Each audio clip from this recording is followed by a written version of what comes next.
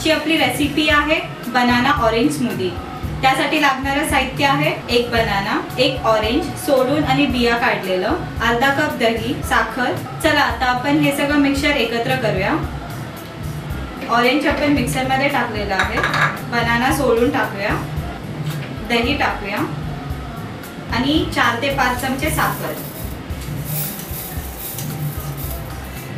आता आपण हे एकजीव करून घेऊया। 3 ते 4 क्यूब्स बनवू।